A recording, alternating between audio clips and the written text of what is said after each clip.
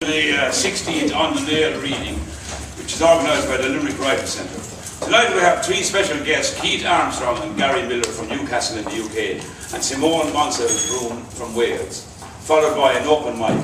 For anyone who wants to read, please let Dominic know, and before it begins in approximately an hour's time. Also, I'd like to draw your attention to our book table. There are books by local and guest authors, so please browse through them, and if you like, show your support by buying one. Simone Mansell Broom spent her early childhood in Tenby. She returned to Wales at the end of 2006 and now lives on a farm there, co-running a small centre for groups, workshops and courses. Carried well. Since 2006, Simone's been successful in numerous poetry competitions, published in anthologies and magazines, broadcast on BBC Radio 4, Radio Wales and elsewhere, performed all over Wales and beyond, won poetry slams and represented Wales in BBC Radio 4's performance poetry competition. Simone Mansell Broom.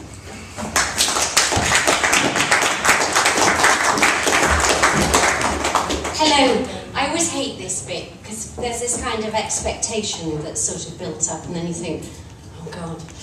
Right. Let's go. I think I have 15 minutes approximately. We'll start with sex. Though passion is smashing, preparation is all. It would have been nice to have known your intentions. I'd like to have looked at my best, and if you'd only alluded to that quest to denude me, then I'd have factored in buffing and grooming, or at least added a measure of graft to my endeavours, to my plans to look better undressed. Au naturel may be soil, but past your teens tricky as hell. And if you deny this, you're lying or dreaming. It would have been nice to have known you were scheming, that my seduction was looming. If I must be undone or won, an early warning's my request. Spontaneity's overrated, quite frankly, I hate it. And though passion may be smashing, preparation is more.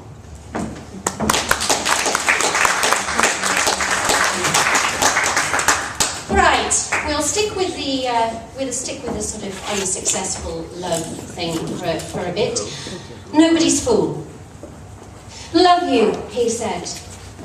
Whenever he caught her cautious look, or she was silent for a while, and loves his barbed and baited hook, sheathed with a jaunty, sporting smile.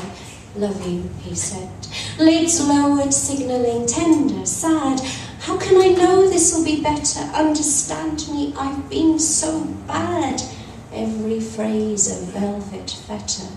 Love you, he said, as he explains why he failed to show, too cold, too dark, too wet, too ill, and yes, she feels she should know better, but she's sympathetic still.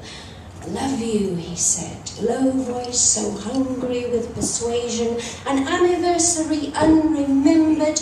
She's aware he's not quite craven enough, but for now her doubts dismembered. Love you, he said.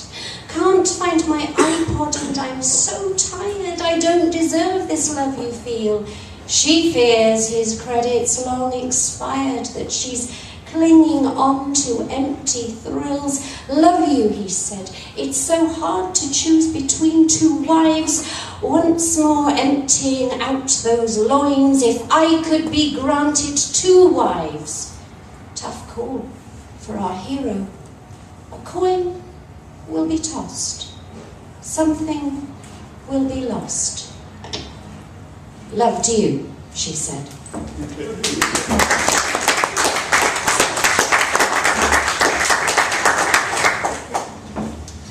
Moving to my life now. My life now is incredibly domestic, which is, anyone who knows me will find that rather odd, because I'm extremely impractical. I have a great respect, huge admiration for women who are practical, and this is about one such woman who crossed my path about 20 years ago. Domestic goddess. They send her. 4'7" of bone and sinew, more muscled than I'd thought possible, and that mouth. Me still stitched and silent, unable to stand upright, hormones elbowing for attention. At first, she unnerves me, doesn't mince her words, she spits them out, exhaling bleach and brimstone, and whatever comes cheapest in a pack of 10. Cleaning's her obsession, she likes things nice, doesn't sit down, has no time for males, good for one thing only, and no bloody use at that. Never happier than with mop and pail, or doing battle with a steam iron, forked tongue flickering, primed for the next skirmish. I'd strip the clothes off their backs to wash them, she says, if I ran out of things to do.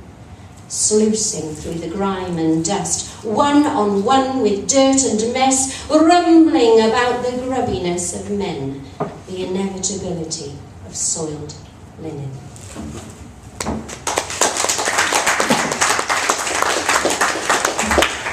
I spent my early childhood in a guest house in Tenby.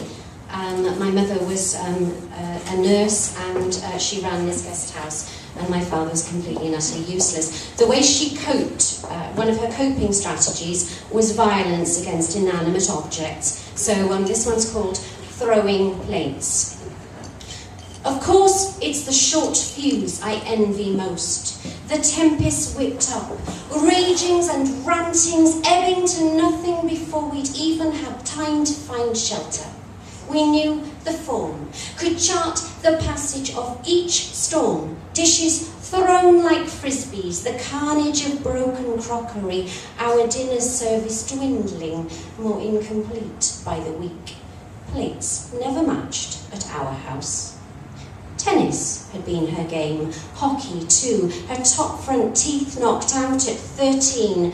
There was something splendid in the trajectory of her anger, and when hurt or riled, insults erupted fast and furious, faultlessly smashed, hitting home with a pattern and a logic denied her in the calm. I've dropped things from a height, rarely. Mugs, cups, bowls, smashing on tiled or wooden floors or landing, crazed, spared, silent in the dirt. To underline some madness, to mime, but it's not fair, to make it stop. But am too wary for horizontal hurling, too careful, keeping plates spinning.